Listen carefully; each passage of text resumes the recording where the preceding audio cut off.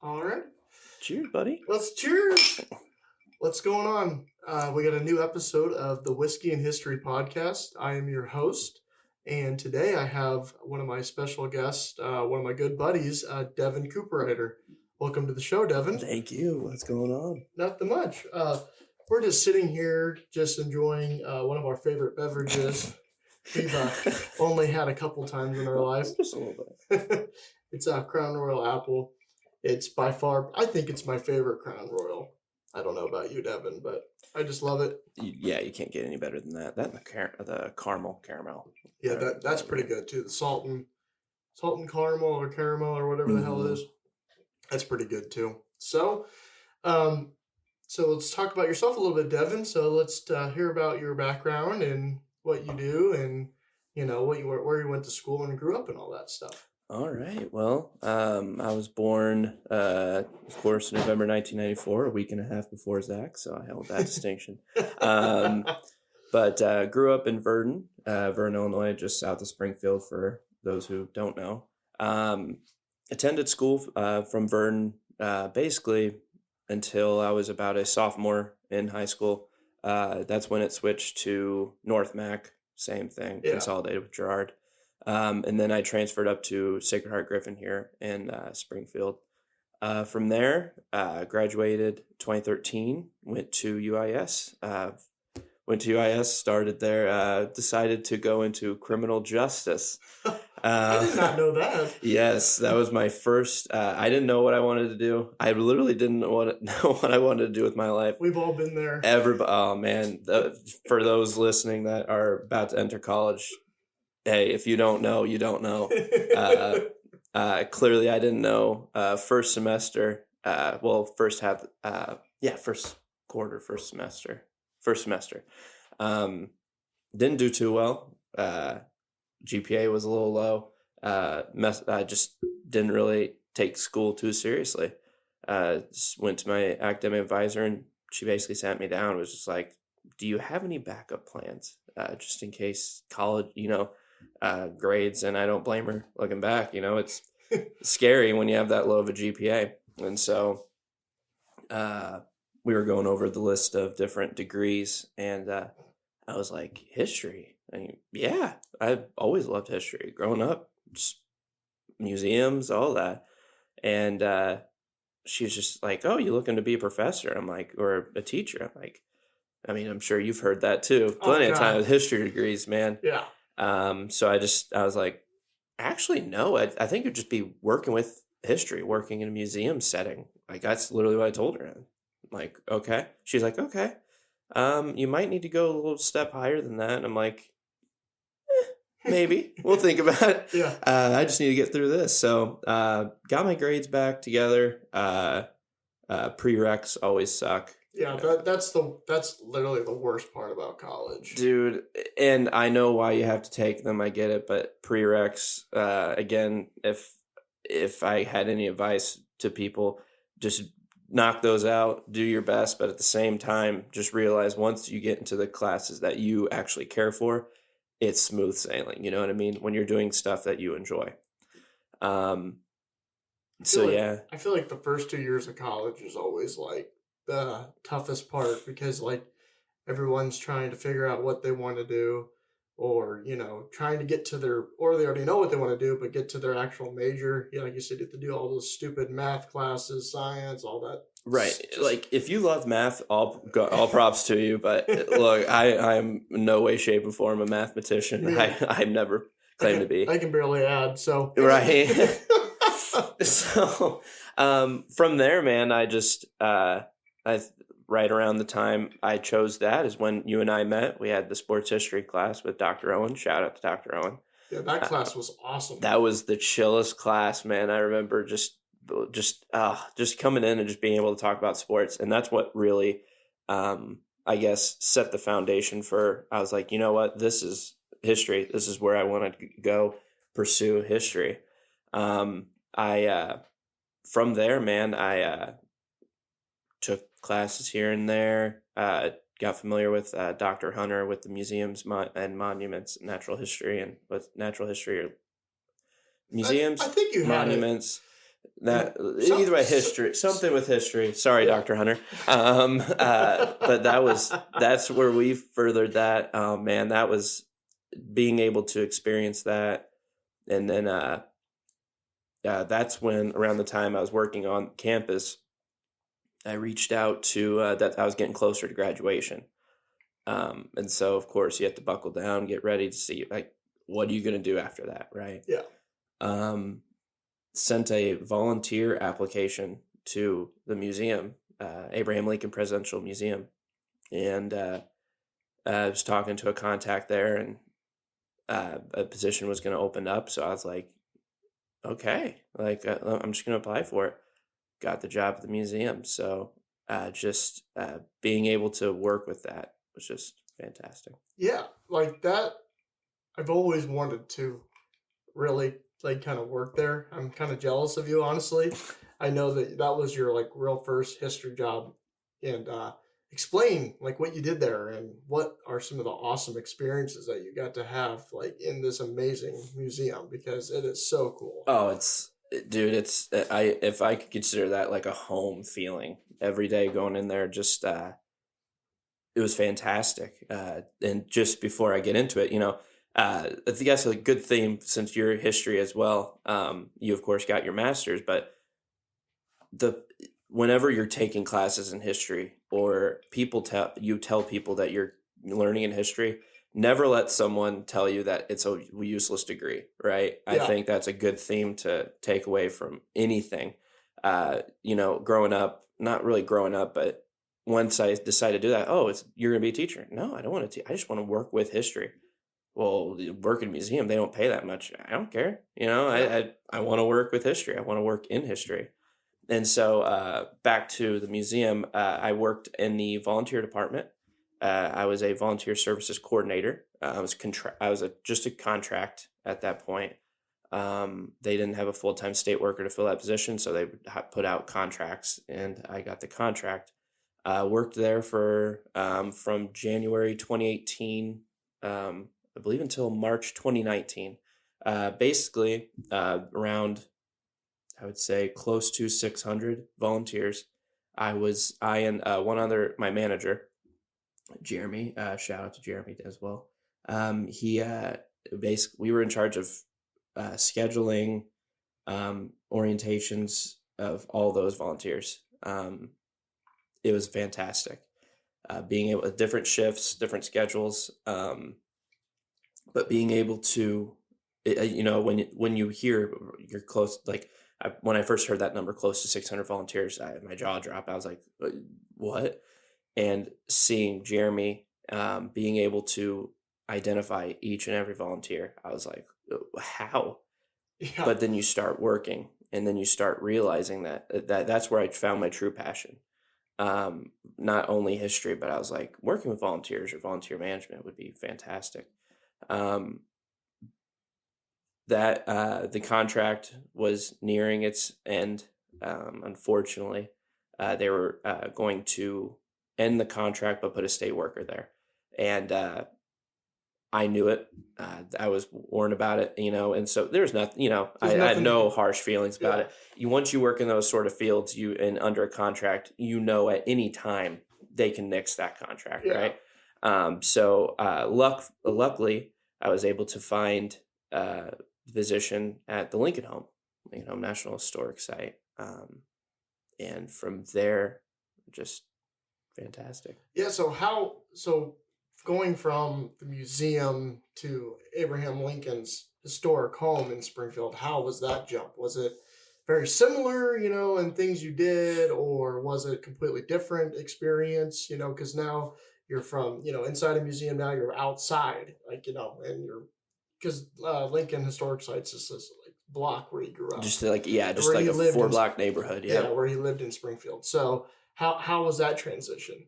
The transition, kind of scary, but also I was confident, very confident in being able to go from, so the position I took there was community volunteer ambassadors through, it was like a partnership with the National National Park Service, the partnership. If I'm messing that up, sorry.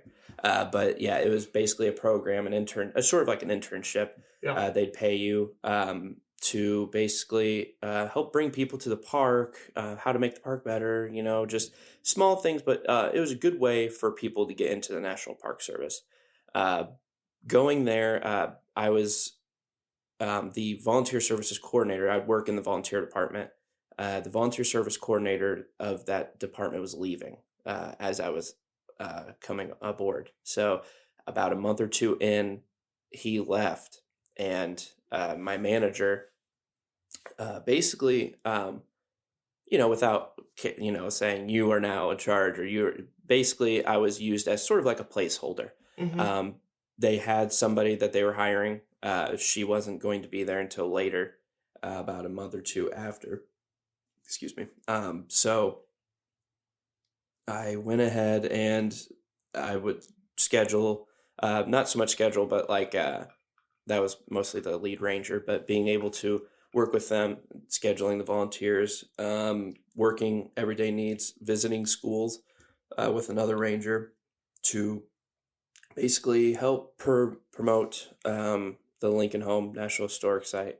So you would go to these different, like middle schools, high schools, Butler, Butler, Butler School, elementary school. yeah, Yes. yeah. So we would go there, and it was only, I believe it was a few weeks, or it was a month long. It was one day every week for like 4 weeks, and then it amassed into this, like we helped bring them to the park.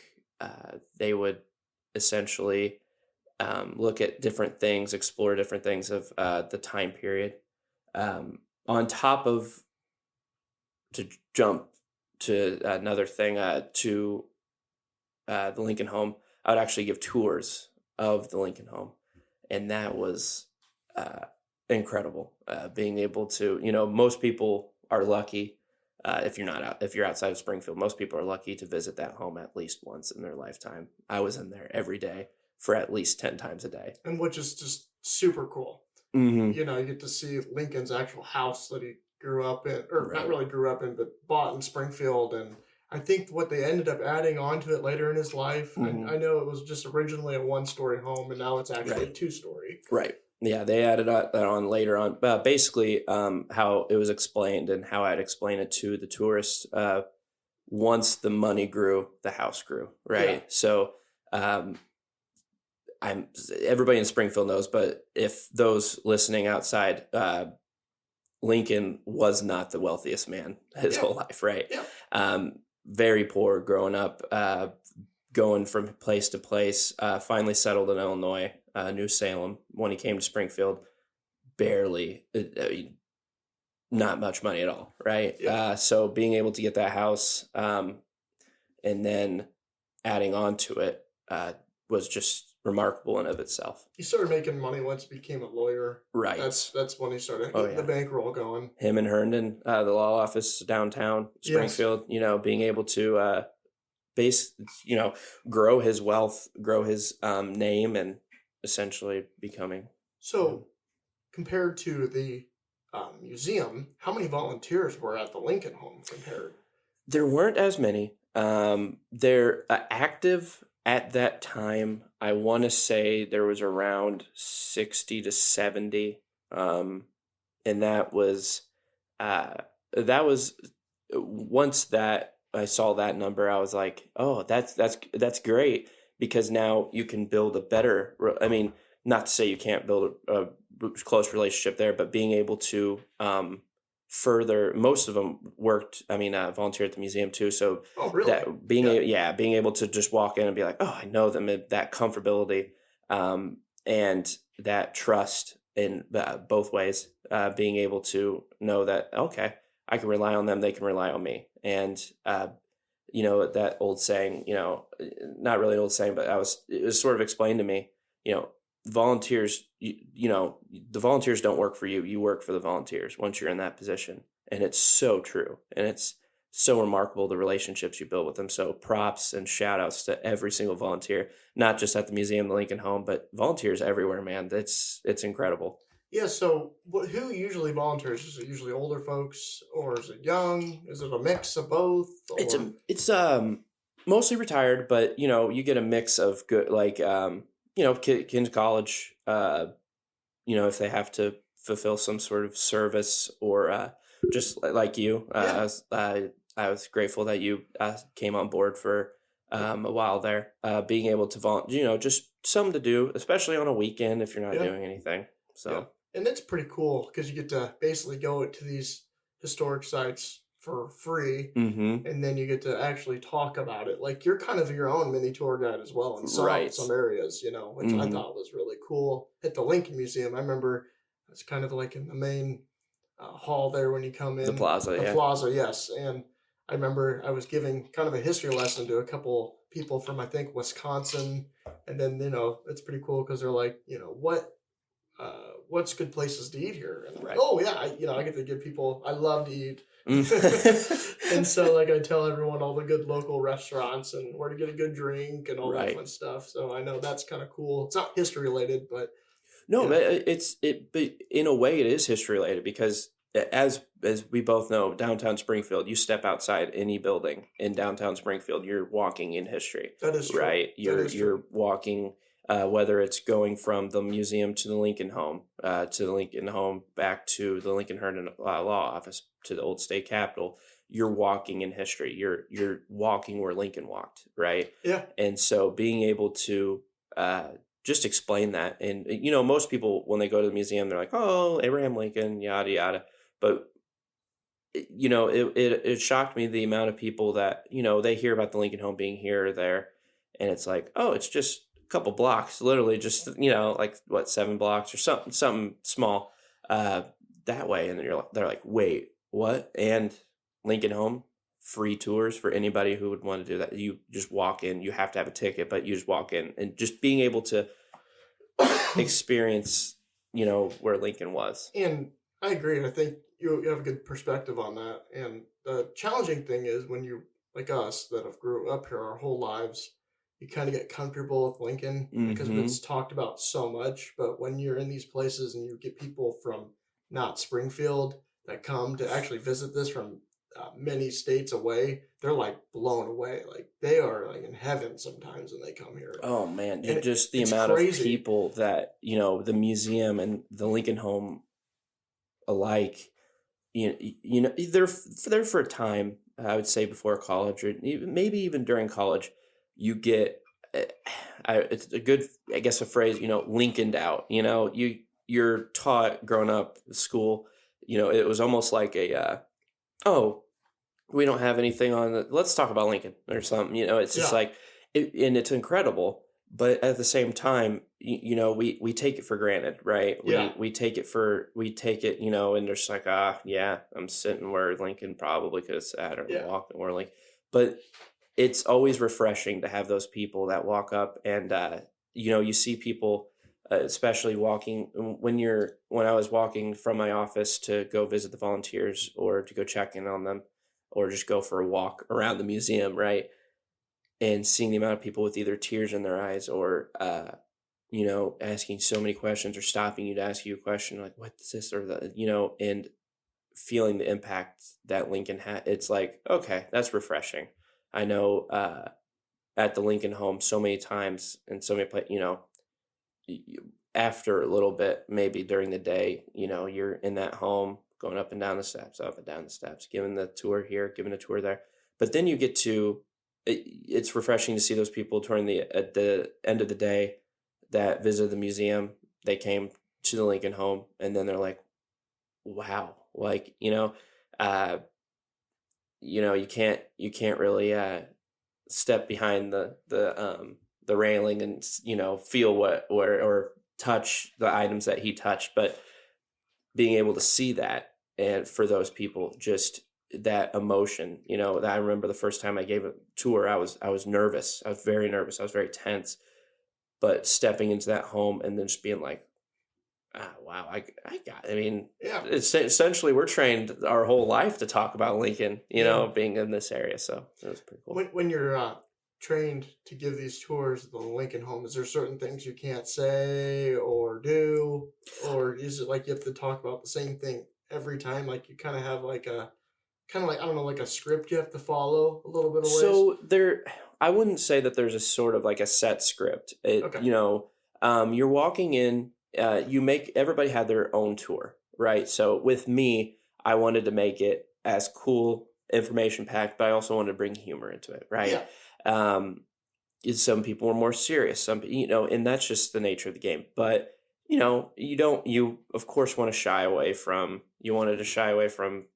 maybe things that weren't fact, or Yeah. the question I got all the time was the Lincoln home haunted? And that was, Is it? if I, right. The thing, so there was a tour group one time, and it had this lady was like, I feel something in here. And I was like, well, if that feeling gets any more, let me know, because I'm out. I always told people, they're like, beforehand, they're like, is it haunted? I'm like, that's up for interpretation. I always tell people, if I see a ghost or you see a ghost, it doesn't matter. I'm beating you out of that house. So no matter what, I am running. I'm gone. But no, all jokes aside, it's not a certain script, but you're in the same path. You're going the same route. So you hit on key points per room. Yeah. That's kind of shocking that that many people are fascinated if the house is haunted or not. Like, Oh do they think he man. died in the house? I mean, I don't understand. Right. It's just, and I find that very fascinating. and to be fair, as we know, a child did pass away in that home, right? Eddie. Oh yeah, That front parlor. I do forget about that. Right. So, to their point, it's like, one of the elements, when you're in the parlor, when you go into that house on the left, that first room, people are like, a child passed away. And yeah, right. And pointed, and I was actually trying to remember my script, but I can't, like my own tour, but I can't, like, well, maybe if I was in the home, it would come back to me, but it's been a few years. Oh man, it's been a while, and of course with COVID, that didn't make anything. Yeah, that made everything a lot more fun. Right. Yeah.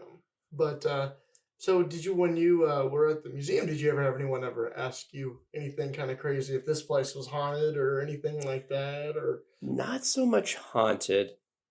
I didn't think I ever got anything out of the ordinary that would have qualified as like are you serious? Most of the people who have the questions going into the museum get them answered. I get them answered as they're in the museum, right? Because it's packed, as we know, with information. Nothing really comes to mind in terms of crazy questions. From there. And you just made sure the volunteers were working at the museum. You didn't really go around and give tours there. If somebody asked me a question, I'd stop and answer. If volunteers came up to me and asked me, the museum's very free flowing. It's a self-guided tour, so you pay, you go in, there's two different routes to take, whether you want to go to the childhood before the pre-White House, or you want to go to the White House years and go through there. So there's two different, and then there, of course, the movies, the films. But yeah, most people generally, if they have a question, it's mostly about like, can you go further into this story or that story? And that's when I would mostly be like, hey, if you need me here, but hey, all those questions, feel free. If you don't want to hear me talk, feel free to go. Feel free to walk around and I know you made some really close relationships with a lot of these volunteers. Right. Yes. And can you go into that some? It's almost, if I can find the words, it's rewarding. Very rewarding working at the museum. When earlier I said it was like a home feeling, there wasn't a day that I went in there and was happy, or a day I wasn't happy. Sorry. There wasn't a day that I went in there and I was like, I'd go inside and just be upset throughout the day, right? Immediately, if I had something, if I went into work, if I had a good example, I had a cat that died the morning right before I went into work. And so going in there and just, of course, I'm just distraught and upset. Immediately, volunteer, like, hey, Devin, how are you doing? Instantly, just that sort of, Yep. just, um, the hardest part, of course, was when volunteers passed. And that's never easy, Yeah. never easy on anybody. Of course, naturally you build friendships, you build relationships, and yeah, rewarding. It was the best word for it. Going in there and even seeing them outside. They may not recognize me, but being able to see them and being like, I felt like I was there for them, right? And they were there for us whenever they needed. And they could have went home and Yeah. after their shift, but the fact that they're thinking of us and that we're thinking, you never would think that coming, especially for me, coming out of college, that I could build, young, being able to have a volunteers make an impact on my life like it did. I was anticipating that they would, but I never in a million years would I have ever thought that I would be just constantly in contact with however many volunteers I can, whether seeing them outside of the office or talking to them outside. Still, even though I'm gone from there, still being able to maintain some of these friendships is rewarding. And so at the Lincoln home, you ended up. So what happened with working at the Lincoln home? So the Lincoln home, I went. I was going to be. It got stressful at times. I was, and they say pay's not everything, but was still living with my parents. And as you know too, it's just it. Once you get to a certain point and you're a certain age, it's like it's beneficial. It's you're benefiting from it, but it's also like it's not ideal, right? Yeah. And I realized I need to start looking, and that's when my current employment, the Illinois State Treasurer's Office, they had an opening. Thanks to you told me about it, thankfully, and applied for it, got the job, and I'm So what do you do there? So because I know it kind of relates to history in a way. So. right. So being able to so I work in unclaimed property, so safe deposit boxes across the state that are abandoned, or things like that nature. They get declared to the state. State takes them. And then, so being able, I mean, that's history in of itself. I can't go into detail, of course. Yeah. But being able to handle these things that people keep in their boxes, I could only imagine the cool stuff that you find. right. And, it's so cool and it's so rewarding. And that just, again, going back to history, never let someone, for those going into history or those unsure about what they want to do, just never let anybody tell you that you're not like, oh, you're not going to be a teacher. Well, it's going to be difficult for you to do this or that. Like, no, it's really not, because I can now throw down a piece of paper that says I have worked here, here, and here, all dealing with not necessarily history, museum and Lincoln Home, but that's of course history, but the where I work now, it's not technically, history is not, but being able to handle history, regardless of what it is just so fascinating. Yeah, and that's awesome. Mm-hmm. And that's where you currently work, and I know you really like it there. Oh yeah. And I know that you would love to go back to possibly working, at the Lincoln Museum or anywhere like that eventually. Right. It's a dream. Full-time employment there at the museum would be a dream. Not saying that I hate it where I'm at, but that was going into work, and not saying I don't have those days where I work now, but going to the museum is just it's Lincoln. It's history of itself. It's just incredible. It's Yeah. awesome. And what do you think is like the most important aspect of history in our community? I think. Well, I think in order to answer that question, I got to go back, right? Yeah. There's that. Though you gotta learn history in order to not repeat it.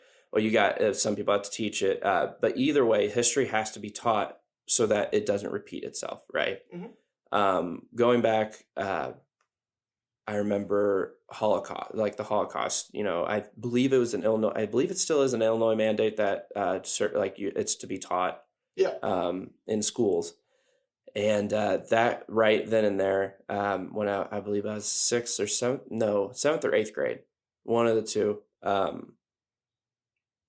going to from there to then visiting Washington D.C., visiting the Lincoln Memorial, all those different standing where Martin Luther King Jr. stood to give I the have "I a Have a dream. Dream" Yeah. speech. To the museums, the Holocaust Museum, the Smithsonian, further implemented this idea and this feeling in my heart that that's what I need to do, right? When you go into the Holocaust Museum, you're handed, and I don't know if they still do this, but I would like to think they do. I'm pretty sure they do. They give you this card with a person, and you don't find out what you basically learn, like find out what happened to them at the end. And being able to go through, going through there, I think that was one of the first museums, and I was still so young, that actually made me tear up. It made me almost cry. I believe I cried afterwards, but be just, you feel like you have a purpose at that point to be able to be like, okay, this was really messed up. My impact may be small, but if I can teach or if I can tell people about this event more and be able to help prevent anything like this ever happening again, I think it's great. So in terms of history, the impact of history in the community, being able to relate history to tell stories about how, like, if this path isn't corrected, if this isn't changed, this is where we're leading, right? And I to tell another quick story, Sun Studios, whenever I was in Tennessee going through there, Yeah. that was the tour guide being there and her telling us history.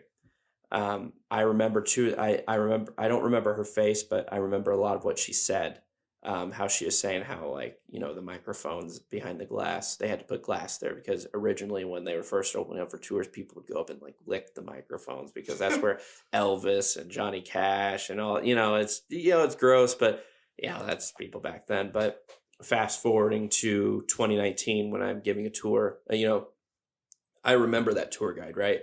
I remember that impact that she had on me, history, like the impact of the knowledge that she taught me of that place. Fast forward to 2019, I had a little girl on one of my tours, her and her mom. There was, I believe it wasn't a full tour group, but she immediately, when before the tour, you have to give the introduction, you give your introduction. My name's Devon. Welcome to the Lincoln Home National Historic Site. Did you give a little prereq on the house? A little bit about Lincoln's time before, while he's living here. But then you're like, okay, let's go up to the house. And I was telling the rules, and the little girl was immediately like, she was just like, yeah, Mom, we can't do this, that. Going through the tour, if somebody was about to touch the wall or something, she'd be like, no, no, no, don't touch the wall. And she didn't even know these people. All right. She would that's just the impact, right? We go up the stairs. She's telling people to stay on the carpet, because if you don't stay on the carpet, the alarm goes off. It's very loud, very annoying. And so her telling people, stay on the carpet, stay on the carpet. After the tour, she was running around, but her mom came up to me and she was like, I don't know. She was like, she's too excited and running around, but she's like, she wanted me to tell you that you were her favorite tour guide that she's ever had, and we've been all over here and there. And I was just like, holy crap! I had sunglasses on. Thank God I did. I started tearing up. Ranger next, he's like, "Are you okay?" I'm like, "No, I'm good, man. I'm good." The little girl came up. She wanted a picture. So the mom, me, and the little girl all took a picture together, and just that impact of history, just that in that sort of instance. So history in the community, it needs to be taught, not so much to prevent, but also just keep it going. Like history, people don't realize how important history really is. And I think nowadays people are starting to get it. History is becoming more and more of a talked about a topic of conversation. So I think it's great, like that. The impacts that you've made, that we've made Yep. in doing that. That's just wonderful. And I think that's just an incredible story that you just told about the little girl. Mm-hmm. And like you kept saying at the beginning of this podcast, when you had that guidance counselor ask you, do you want to be a teacher? Well, like a lot of people don't understand, and like what people are like always taught when you go into history, you have to be a teacher, like in a classroom setting. Right. Really, when you look at you here, you were actually a teacher in a public setting. Mm-hmm. And I feel like that's almost as important, or even sometimes more important than being in the classroom. Right. Because, here you are having a major impact on someone's life, like a little girl, and explaining and showing, these historic sites actually in person versus, sitting in a classroom, how kids are. It's cut, you get lost in the shuffle versus physically being there. And you have someone like you with a good personality that gets people excited about history. Right. And so, yeah, like, when you get the tour groups coming through, you get people traveling from all across the country. Like you said, when you volunteered, somebody Yep. from it's like Wisconsin, right? Yep. So you get the people that want to be there. You get the school groups that, that's just a day out of class. We were Yeah. there. We were Yeah. that age, right? Yeah, we've all been there. We've all been there. But, you get there's a difference between those tour groups. You're trying to teach them history. Most of the time, I wouldn't say most of the time, but a lot of the time they're trying to find where their friends are and talk and all that. But you get the tour groups and you get the kids that are there. They might not be there of their own volition. They're not there because they want to be there. Maybe they were forced to by the parents. But regardless, being able to then all of a sudden look, give the tour, and then they're focusing in on the room, or they're focusing in on the item I'm talking about right then and there. You got it. You're getting that message across, right? Yep. You're getting the tour groups, being able to just the people now they're going to go back, and the impact, just the small impact of you teaching or you helping give a tour of this Lincoln home.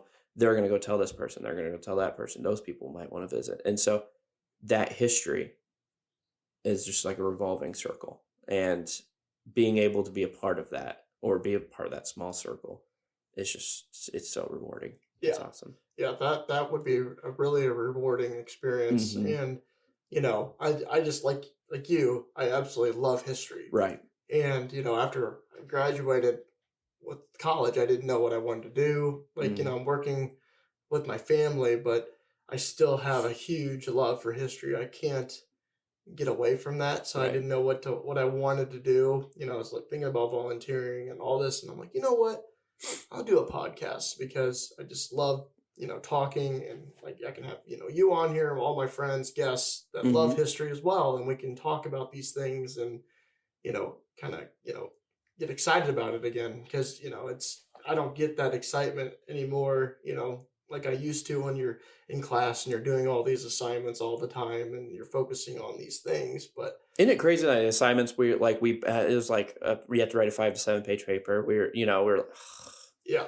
But now looking back in that classroom, those were the fun days, man, because like you said, we're able to talk about history and put history on paper, and then we go outside the classroom and it's just like nowadays, we're going to work or going to this, going to that, and you almost forget that enjoyment for a little bit. Yeah, because sometimes, when you look, at the time, you're like, this is not fun. I don't want to do this. Why am I doing this? And then we do it and then we talk about it because you research some cool stuff.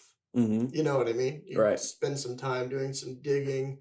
That's what, like, with this podcast, I'm digging and doing research again. Mm-hmm. Like I'm in school, besides having guests. But, Right. it's I kind of get that old thrill back. It's kind of weird. I don't It's know how to, awesome. Yeah. yeah. It's a fun experience. But no, just hearing that those stories you've told are just absolutely awesome. Appreciate it. Thank you. Is there anything else you want to talk about, Devin? I think a cool story. It's a short one, but just a cool piece of local history. The breakaway rim, like for basketball, was actually invented by a guy who lived in Verdon, like where I grew up. Yeah. I think that was so cool. I just wanted to share that little tidbit for all the sports fans out there. It's you never know. I guess the reason why I'm telling that story, for those out there, looking for something to do, if you're ever bored, go explore your town. Explore. We're lucky. We're really lucky living in Springfield, right? But yeah, even in the smallest towns, you never know what you never know what's there, what was there. Go out, explore. Yeah, and I agree with that. I think that's a very crucial thing because even like with Springfield, with all the Lincoln history, I like to tend to get away from it. I know now this is the second episode of this podcast where we talk about Lincoln, Mm-hmm. which my goal is not to talk about Lincoln that much, and I'm already failing. Not shocked, but the whole goal is to find. There's so many cool stories throughout Springfield that are not revolved around Lincoln. There's so much history. I know recently, me and you were just talking with with Netflix and everything, with all these new documentaries constantly coming out, like the John Wayne Gacy documentary. Yeah. And you were just telling me, and I'm like, yeah, I knew this, that John Wayne Gacy actually lived in Springfield. Right? Yeah, and I was so shocked. I thought I heard that story, those stories or something, but I didn't realize that he lived so close. Not only the house is actually still standing, surprisingly. Yes. And it's not too far away. It's actually in my neighborhood, which is very, because like when I first looked it up, I knew it was like somewhere in my neighborhood, and I'm like, if it's my house, I'm moving out. Yeah, see you later. Nope. But actually, it's not. It's few blocks away, and there's people that still live in the house. It's actually a little blue house now, and I think it was blue back then. I looked him up in the Springfield newspaper archives and found out all about him, and I think I want to do that as an episode later on this podcast, maybe for like Halloween. Yeah, let's get spooky and let's talk about when John Wayne Gacy lived in Springfield. He didn't really, I know for a fact it wasn't anything like super exciting, like with killing people, which I mean, we don't want that to be an exciting event, thank God it didn't happen here to our knowledge. Yeah, that's what I was saying. To our knowledge, but it's something like that's just crazy to think that one of the most prolific and well-known, prolific might not be the right word there, but one of the most well-known serial killers of all time lived not too far in our community. Like our community. That's mind freaking blowing. Like that's the last place you would think. Right. And it was back in the 70s. So this is before he started murdering people in the late 70s. Mm-hmm. No, it was actually early 60s or late 60s. Sorry. It dates, man. Dates are not. I have so many freaking historical dates like running through my brain all the time. It's right. You're forgiven. Yeah. But no, I agree with you. Like, with my own family history, I was going to do another episode as well with my great grandma. I think I found some old tapes where my mom actually interviewed my great grandmother, her grandma, and she talks about coming over across the Atlantic, coming through Ellis Island in New York City. And I believe, I can't remember, I have to rewatch it, but she said she either settled, her father was already, I think in Divernon or Verdon. I can't remember. I always get those two towns mixed up because they sound, so similar. Yeah. But, like again, though, you have, pay attention to this because it's like, your family history, then, it's kind of important. And then your community history as well, because it's like, here you have all these people coming from Europe. Where do they settle? Why do they settle in these small little towns outside of Springfield? Right. All that. I think all that's very fascinating. Exactly. And so I agree. Like, you just never know Like, go down to your little library in your town and do some research, or go to your school and ask. I mean, Springfield's got so much. The biggest thing that's not, in my opinion, not Lincoln related is the race riot in 1908 here. Mm-hmm. That is like insane. That happened. Right. And and you never would, especially in Springfield, you never know what sort. So not only that, but in Vern there was the coal mining strikes, and and so those sort of, you never know, right? It doesn't matter if it's, you live in a town of 100 or you live in a town of 100,000. You never know what exactly the history is unless you go out there and you take the time to learn, and it sounds boring. Not all history is going to be, super exciting, right? Yeah. But, it's still history, and people need to learn, and you'll have a better respect for your community. Yeah. And I think you said you have a better respect, better understanding Mm-hmm. of why your community even stands today. Right. All that stuff. I think it's just important. Right. But, thanks, Devon, for coming on. I appreciate you asking me, man. I think we had a pretty good, solid episode. That was awesome. Yeah. I enjoyed it. Yeah. Thank you. And I'll have you on in the future. Not a problem. I appreciate it. I'm available whenever, buddy. Yeah. All right, guys. Don't forget to check out the social media. I'll put all the links in the description below. And yeah, thanks again, Devon. And I hope everyone has a wonderful day. Thanks for listening. Have a good one, guys.